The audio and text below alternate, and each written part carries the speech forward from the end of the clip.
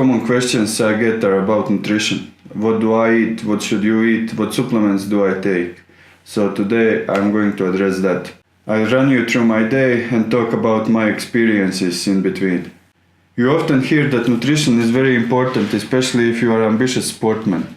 So when I started to take this sport more seriously, I also started to research nutrition to get that extra edge. I ran into a lot of theories, tested many things, but I'll talk about it later. I first need to wake up.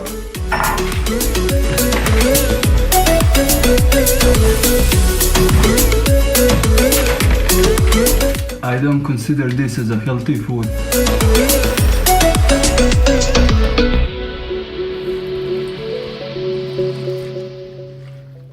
I'm starting the day with a swim. The pool opens at 10, so I have plenty of time to have a decent breakfast. Some of my food choices are dictated by the environment I'm in. If I was at home, I would now have oats with dry fruits and nuts. However, in the local shop I could only find this hard type of oats that taste like... sawdust. Well, I've never eaten sawdust, but the taste cannot be that much worse. By the way, this is full-fat cow milk. I tried to go lactose-free for a while, but the only difference that I noticed was that my wallet got lighter.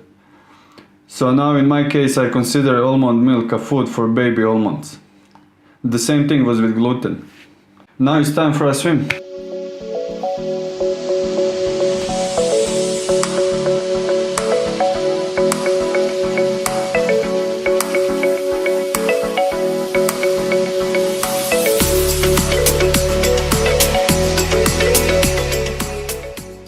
The day always feels so much better once the swim is done.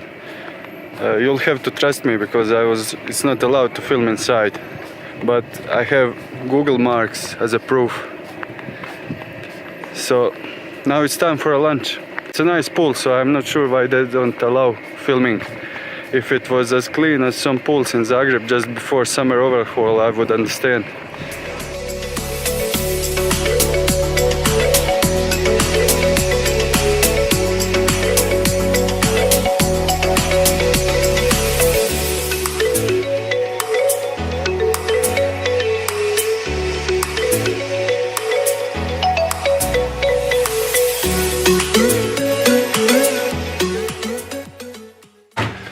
Not done yet. For the dessert I'm having two, milk rice. So let's get back to business. As I said before, I heard a lot of theories and tested many things. And when you are long enough in the game, you start to realize that those theories cycle. So what is once popular disappears for a while only to become popular again. It could only be packaged slightly different. And each one of those theories had an army of followers that would defend it fanatically. Well, the thing is, when you change your dietary habits, positive effects often occur before the negatives. So when people see positive effects, they start preaching it and they think they found the holy grail of nutrition. But once the negative effects occur, they keep quiet. I was guilty of that as well. When I was just starting out, I heard about this blood type diet that tells you what you should eat based on your blood group. So that led me to vegetarian diet, and I kept eating vegetarian even when I stopped believing in that theory.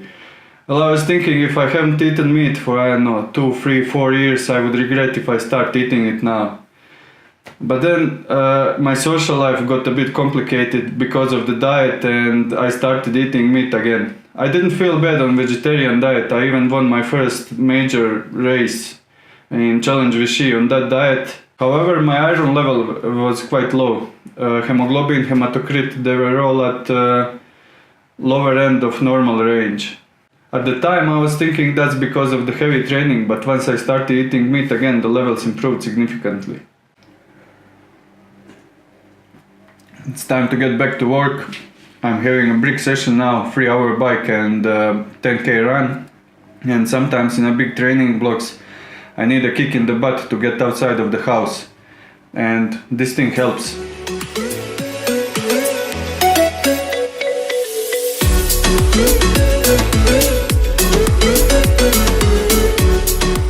Three-hour ride. First some hill reps and then some intervals on the flat. Let's do it.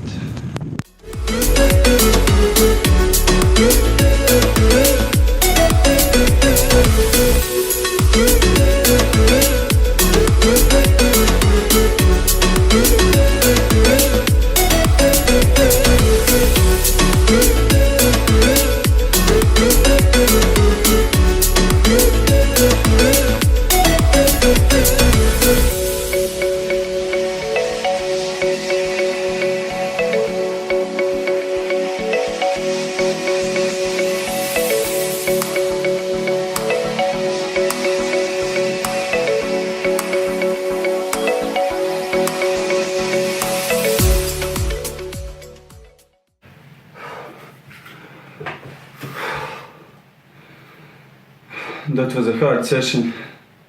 I cannot eat anything solid for a while now, so I'm drinking chocolate milk. I've also experimented with low carb diet. In theory, it makes your body run on fat, not on carbs. It can be helpful in long distance races because you cannot replenish as many carbs as you lose.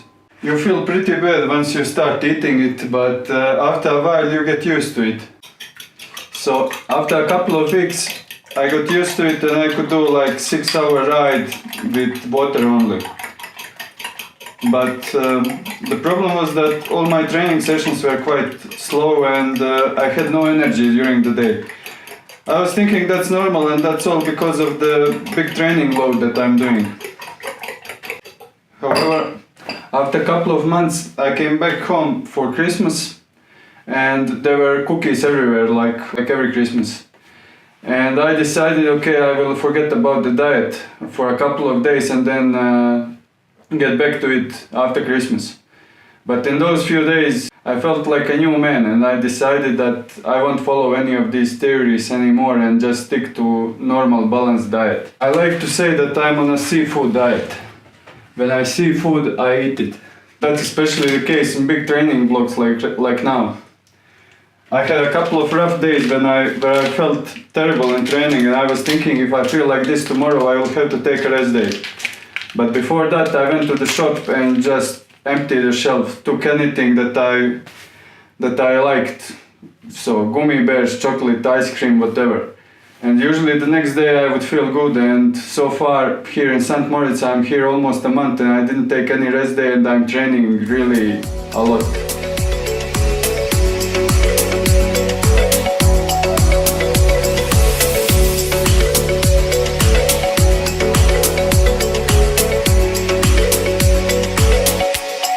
Okay, so the dinner is ready. Just some eggs with cheese and ham and salad. Okay, and the last thing, supplements. I don't take any. I try to get all my nutrients from real food. Well, except for this one.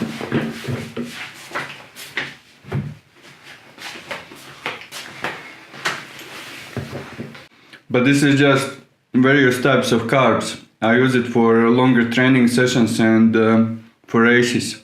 Well, if I had any nutrient deficiencies, I would address that, but since I don't take any supplements.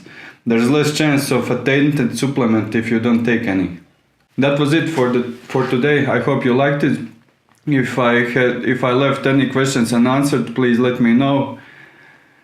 And see you next time. Ciao.